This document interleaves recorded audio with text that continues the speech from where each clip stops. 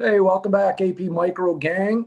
Tuesday's edition. Today, we are going to do comparative advantage and trade, which I believe is unit 1.4. So my name is Matt Pedlow once again, coming live from Chelsea, Michigan. And today, the comparative absolute advantage stuff, like I talked about yesterday, kind of the easy part, and then the terms of trade where everyone always struggles with. So we'll walk you through that, give you some examples, and give you a free response. So let's, like always, right? First thing, back at it. Let's go over the free response you guys worked on yesterday. And I just gave you A and B. Today, we're going to finish up C, D, and E that goes along with this as well. So it says Atlantis and Xanadu produce, by the way, for those of you who are watching live, hopefully you looked up Xanadu with an X, by the way, not a Z, and Olivia Newton-John. Hopefully the song got stuck in your head. Xanadu on roller skates, spectacular. I'm not going to sing it, but it's well worth a look.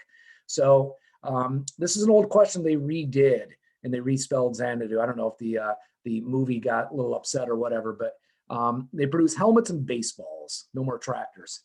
And Atlantis can produce 100 helmets or 200 baseballs. Xanadu, 100 helmets, 400 baseballs.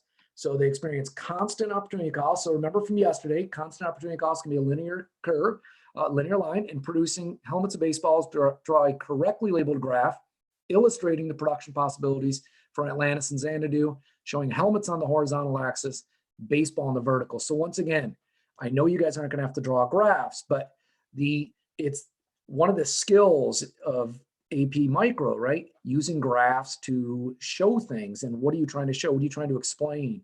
It's these technical things. Make sure you're following the directions exactly. So plot the values and then calculate the opportunity cost. All right. So instead of me drawing it, let's just do it right on here. So hopefully it looks like this. Okay. This is Xanadu's production possibilities. So they could produce 400 baseballs or 100 helmets. Atlantis was 200 or 100. And you have baseballs on the vertical, helmets on the x-axis. Hopefully you guys got that down. It was fairly easy because they gave you all the numbers. They just ask you to draw really quick production possibilities. And then the question B said, calculate the opportunity cost of one helmet. So if it's 200 baseballs for Atlantis to 100, then they would just want you to simplify this down. So it's just 2 to 1. So for every helmet, if you produced helmets, if you were Atlantis and you decided to just produce helmets, you'd give up per helmet 2 baseballs. That's your opportunity cost. But you guys got that, right? You're probably out there at Stonington High School out in Connecticut. Big welcome to you guys. Easy stuff. So far, so good. Let's get the meat and potatoes of today. And let's today talk about absolute and comparative advantage. And yes, we're going to spend a minute talking about grapes, and we're going to go back in time to the late 1700s, early 1800s with a gentleman named David Ricardo today. So the first term is the easy one. It's called absolute advantage. So absolute advantage is a situation in which an individual or a business or a country can produce more of a good than another country, or they can simply do it faster. So it's basically who can make the most, who can do it the fastest. So we like to say, like, big powerhouse economies, the United States, Germany's manufacturing, China's manufacturing, these big powerhouse economies, right? For the most part, they have the absolute advantage in a lot of goods relative to other countries. I would like to think the United States can produce most things faster or make more than other countries. Okay, that's the absolute advantage. Now, that's not necessarily true, especially when you think about agricultural products. Yes, the US can probably make more corn than anyone else, or probably do it faster, but I would struggle with mangoes or coffee. There are certain things that we can't. And back, if you go all the way back a couple hundred years ago, countries weren't trading like they are today, right? They were much more protectionist. And we're certainly going to talk about some of that, especially in macro. When you guys are learning your macro econ, you get into that protectionist stuff. And you've heard a lot about this in the last couple of years because of tariffs and trade wars and these things you hear about in the news. But Adam Smith, he had this gentleman who kind of really looked up to him, did a lot of his readings. His name was David Ricardo, and he had read a lot of Smith. And Ricardo came up with something that we call comparative advantage. A little bit trickier. I'm going to show you how to do the math with both types, the output and the input method. So comparative advantage is a situation in which an individual business or country, same thing, can produce a good or service at a lower opportunity cost than another producer. So the key here is this, okay? If you look at this, absolute advantage is simply who can make it the fastest, who can make the most. Comparative advantage, the key right here, and make sure you guys understand this, is right here. Who has a lower opportunity cost in the production of that good? That's what's key, right? And if they give you on the AP test an example of trade like this and ask about comparative advantage, guess what? In your answer, you have to talk about opportunity cost. If they ask you about absolute advantage, you can't talk about opportunity cost. You're not comparing that. You're simply saying, hey, look, I can make more than this other country could or this other person, okay? So the reason we have the grapes here, and we'll go back to David Ricardo, is Ricardo was saying, in England, we make cheap cloth, but people also grow grapes to make wine. Now, when you guys are older, not at this point, but when you guys are older and you're 30 years old and you go to the grocery store and you look for wine, you probably don't find a lot of English wines. You can find wine from Italy and Portugal and Spain, and then South America and New Zealand and Australia, and lots of US wines. Ricardo came up with the idea and said, who's really good at making wine was Portugal. Portugal's not real good at making cloth. But in England, you have people who are growing grapes. And in Portugal, you have people who are trying to make cheap cloth. Why not have England make the cloth, Portugal make the wine, we'll trade, and we will both then, once we trade, remember, you can consume beyond your consumption possibility. So basically, trade is going to allow you to get more stuff. And that's why we trade as a country. The United States, our opportunity cost of making zippers is too high. We don't make buttons on shirts anymore. So the reason we don't is if you talk to people who open businesses overseas and they say, look, over in it doesn't matter where, in Vietnam, we can make 20 buttons per penny, but over in the United States, they cost 5 cents each. And if you say, yes, but that's a job in the United States, what these people would say is, yes, but comparative advantage. The opportunity cost of making buttons is too high. What should we be making? Computer software, right? We should be coding. We should be making, today you could, talk about all kinds of things we could be making. That's this idea of comparative and absolute advantage. So on the AP test, you get a question about this. Then if they ask about absolute advantage, it's simple. You look at the numbers, who can make the most or do it fastest. If you're looking at comparative advantage, who has a lower opportunity cost? Now you're going to say, how do we know? Well, that's why I'm here to show you. So let's do the first question because it's asking a simple question about absolute advantage. Okay. So right here you have the tables, and I know it's kind of small. So, but the good news is we don't have to do any math. So I don't really feel the need to expand it much. Gold, Portugal, it takes an hour to make gold, right? To produce a unit of gold, a unit of sugar. We don't know how much, we don't care. And it takes them 4 hours to make sugar.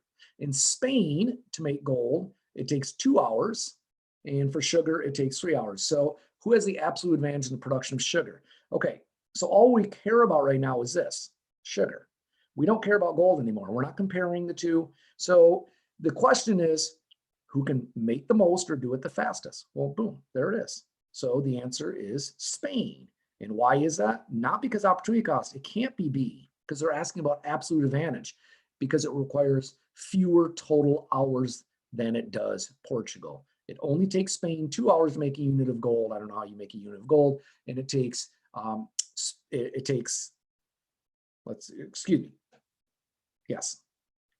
sugar production, sorry.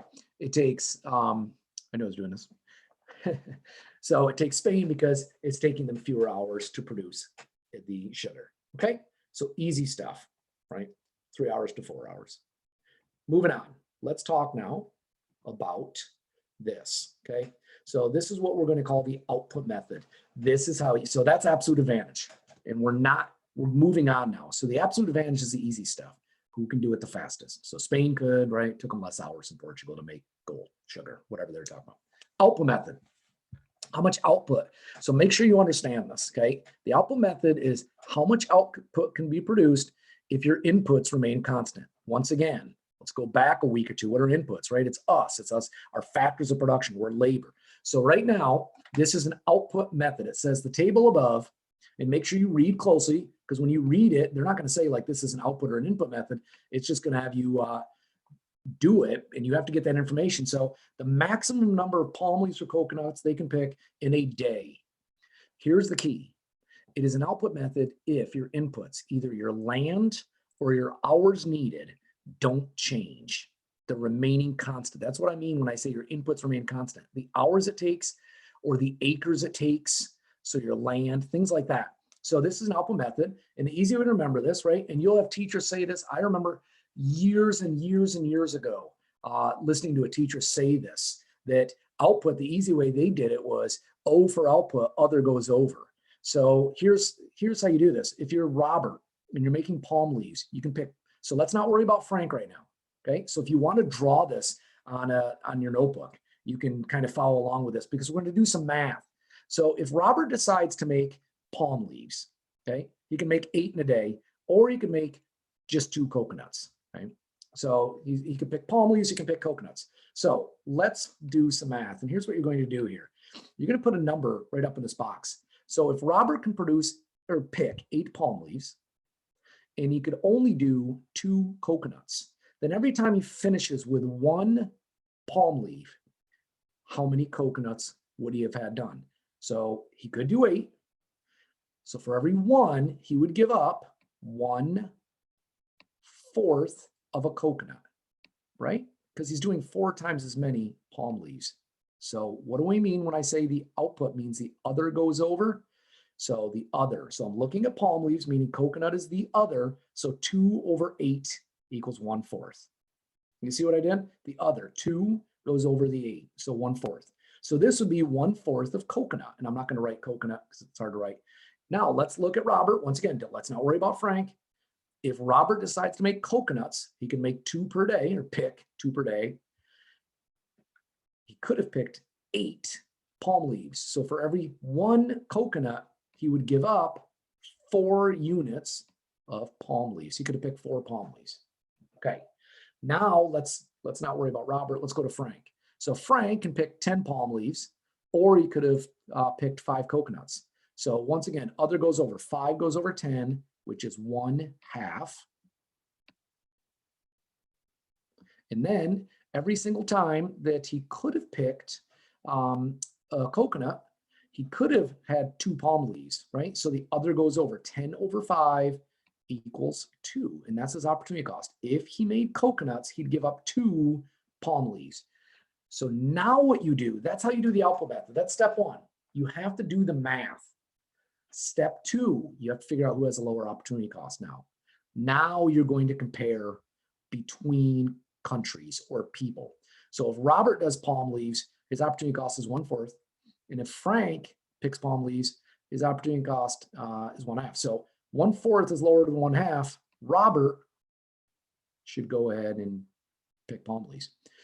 Over here with the coconuts, if Robert does it, he gives up 4 palm leaves. If Frank does it, he gives up 2 palm leaves. 2 is lower, and therefore, and guess what they're going to do? They're going to trade now and get more of each. And we're going to show you exactly how they're going to get more of each. So they'll trade. Robert picks palm leaves. Frank picks coconuts. Easy stuff. So that's the way. So that's step number 1. You have to do the math. Step number 2, compare in the countries. So the input method.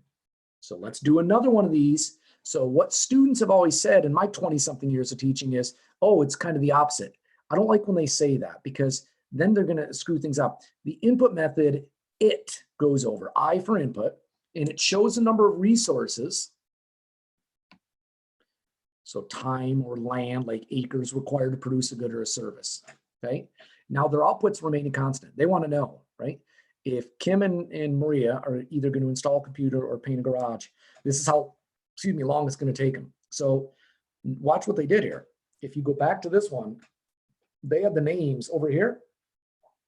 And then they had us, the palm leaves coconuts. Now, and why are they doing that? Well, of course, to make you guys think, right? So you can't always say, I go straight across and do my math. You have to remember, I need to worry about Kim first, then Maria, then compare. So Kim, it takes 2 hours to install a computer, 10 hours to paint a garage. So if she installed a computer, how far along would she have been? So remember, This time the number you're looking at, 2, goes over the other one. So 2 over 10 would be 1/5. So Kim, if she decided to install computers, she would have been 1/5 of the way done with painting a garage, because it takes her so long to paint a garage.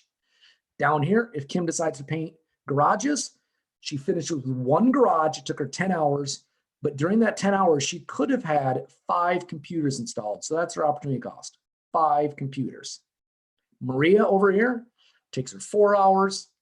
It would have taken her 12 hours to paint a garage. So every time she finishes 1, so it goes over 4 over 12 would be 1/3. And remember, you guys can use calculators to share, but I don't really expect them to make the math tougher. I don't think they want you out there taking time calculating things. So don't worry too much about that. It's going to be math like this. And then if Maria finishes a garage, it took her 12 hours, she could have had 3 computers installed. So once again, step 1, do the math. Step 2, let's compare now. So computers, Kim's opportunity cost is 1/5 of a garage. Maria's is 1/3. So Kim would be giving up less.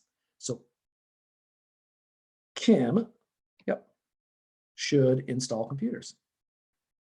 And then over here, painting garage, Kim gives up 5 computers. Maria only gives up 3. Maria should go ahead and paint garages. So now they're a team. Maria goes out, she paints the garages. Kim goes out, she installs computers, and boom, now they're making more. So that's the input method, okay? So if you had a question like this, let's do one of the input method questions. And we're gonna go back to that output method, and then we're gonna do terms of trade, okay?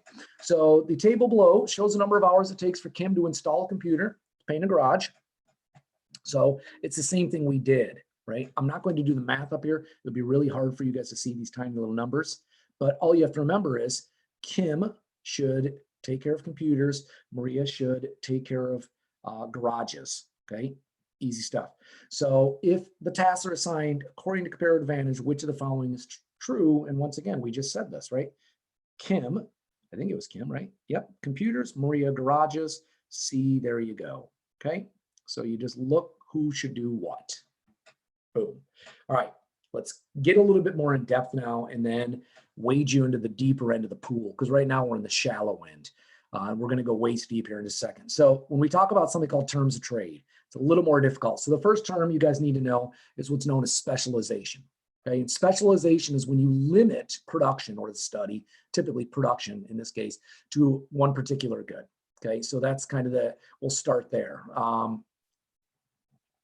So let's think about what that word means, right? It's something that even though you might not talk about it, it's maybe something that you see all the time in your life. So what do we mean by this? Okay, we specialize according to comparative advantage, not absolute advantage. That's a very important distinction to make and understand why. And it results that we can consume beyond the PPC, right? And we talked about that when we did the production possibilities yesterday, because it's going to allow us to trade. So when you talk about specialization, here's a good example. If you're writing this down, keep writing this down, but you don't need to write down this third part. But imagine you had to make your own clothes. So your parents said to you, you have nothing. Well, how do you do that? Well, we went back to this a couple weeks ago. It was one of the first days we talked about. And we didn't use the word specialization, but one of the examples I used was, I don't know how to do any of this stuff. I don't know how to like grow, sheep and then get the wool and weave it. And, I don't know how to do any of this. So imagine if I had to go fetch my own clean water. Most of you say clean water comes out of our tap. We turned it on and water comes out, but we don't know how to actually get that. Imagine if you had to dig wells and find actual clean water. And then what about our own food?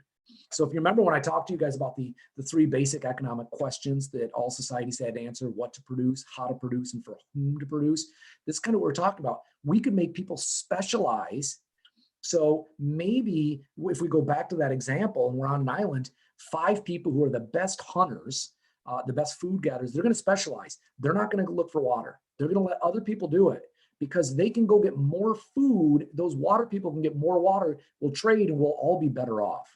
And that's what we're talking about. What's key, what I want to make sure you guys understand is it is based on your comparative advantage when you specialize in something. So perfect example, I teach.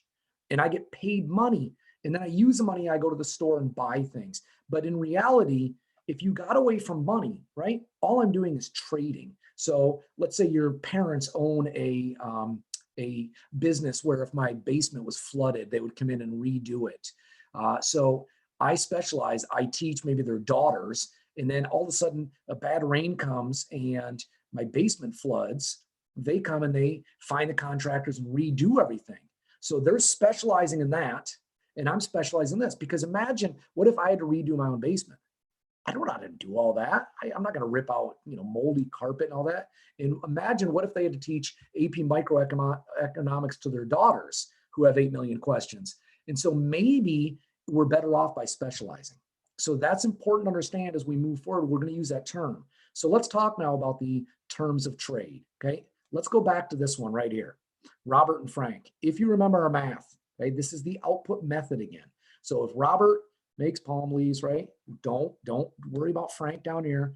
Okay, you can make 8, or you could have picked 2 coconuts. So he'd only be 1/4 of the way done picking coconuts. And if you pick coconuts, his opportunity cost pretty high. He'd give up 4 palm leaves.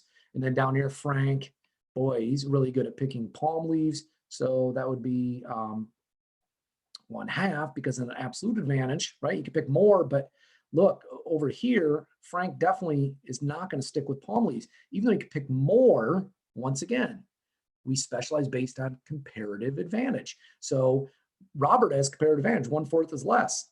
Frank, 2 is less than 4, is going to do the coconuts. So that's what we went back to. So remember, comparative advantage. So when you get a question like this, now it's time to do the fun stuff, what we're going to call terms of trade.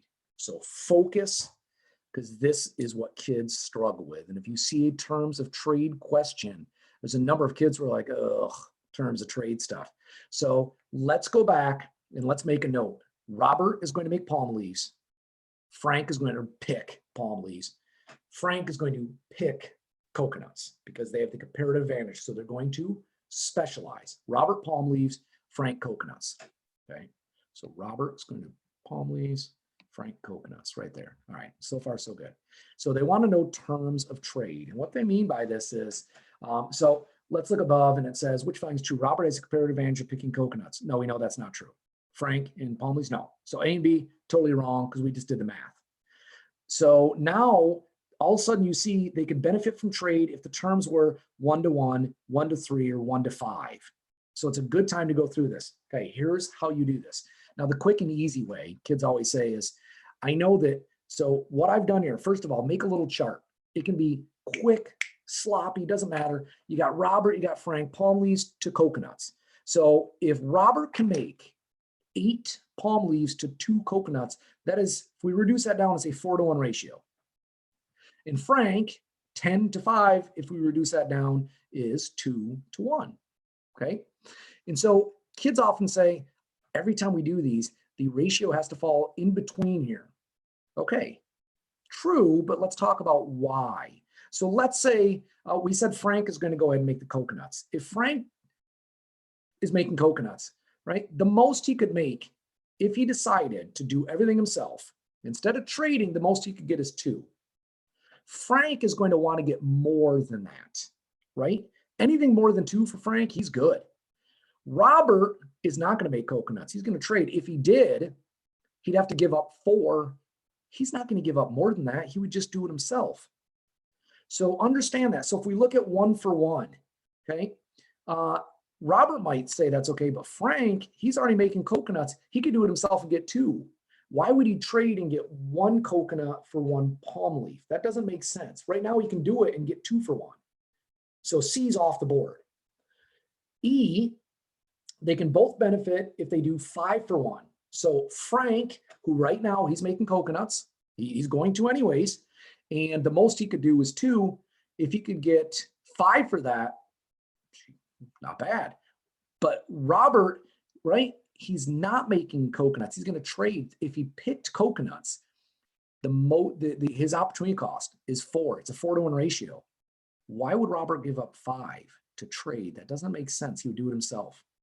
So hopefully you guys have kind of understood what you need to do there. If you go back to D, Robert and Frank can both benefit from trade if it's 1 coconut for 3. So let's put these numbers in. Would they benefit if it were 3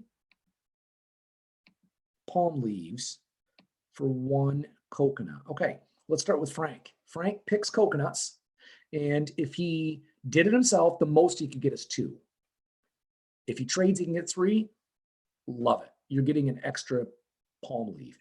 If Robert, who's making palm leaves, so let's look at what he's not making. He's not going to go ahead and make coconuts, right? Because his didn't have the comparative advantage.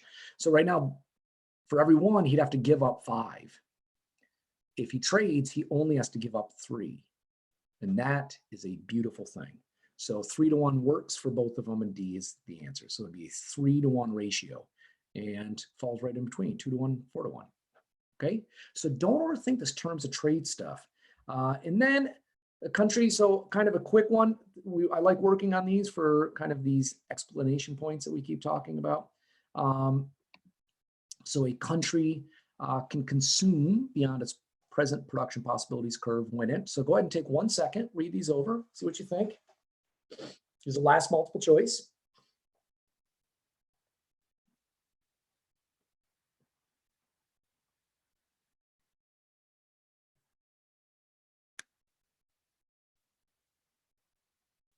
All right, so if you go through these, some of these don't even really make sense. It's not stuff we spent a lot of time talking about.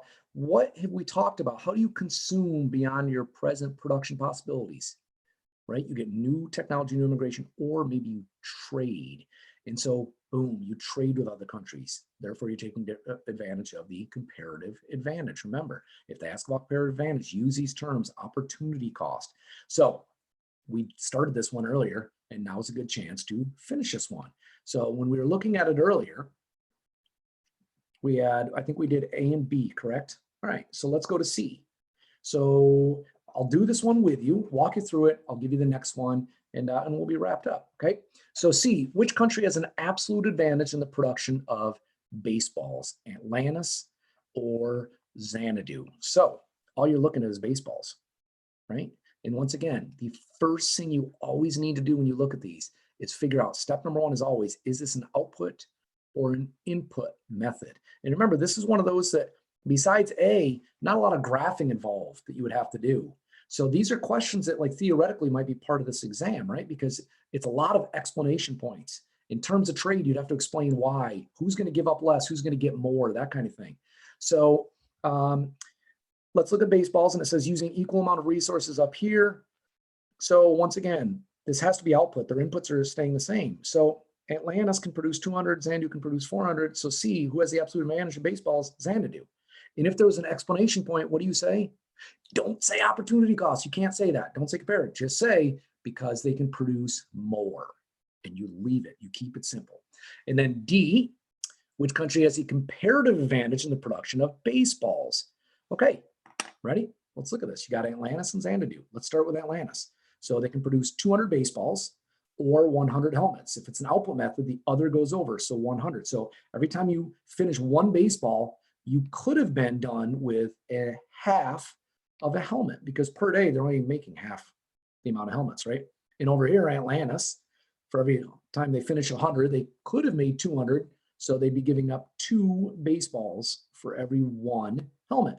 Down here, Xanadu, they make a lot of baseballs, right? We just said they had the absolute advantage, but now we want to know about comparative.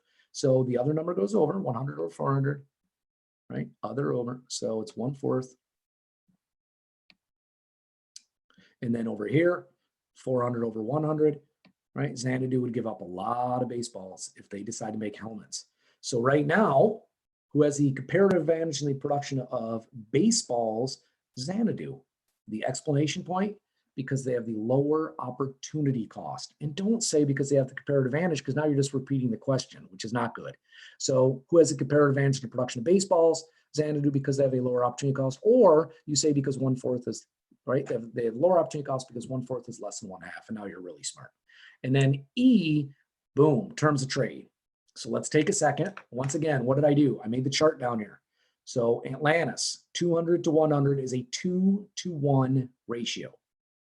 Xanadu, 400 to 100 is 4-to-1. And it says, would they be able to gain if there was 1 helmet for 3 baseballs. So a 3-to-1 ratio. I know what you're going to tell me. All right. It's kind of too easy, but that's all right. Let's talk about why for a minute. So Xanadu is going to make the baseballs. Atlantis, at lower opportunity costs, are going to make the helmets. Okay. So Atlantis is going to make helmets. If they did it themselves, the most they could make themselves, the most they could possibly make for Atlantis is 2. Would it work for them if they traded and got 3?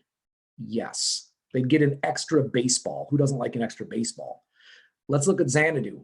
They're going to go ahead and make baseballs, meaning if they decided not to, right? If they went and they said, we're going to do it ourselves, we're going to make helmets. For every 1 helmet, their opportunity cost is 4, right? Because they're not making helmets. They're going to make baseballs. So you go over and you say, all right, Xanadu's not making helmets, right? They're going to trade for this stuff. They're going to make the baseballs and trade. But if they did, then baseballs, that 4 would be their opportunity costs. For every 1 helmet, they'd have to give up 4 baseballs. Would they like to trade and only give up 3? In fact, they would.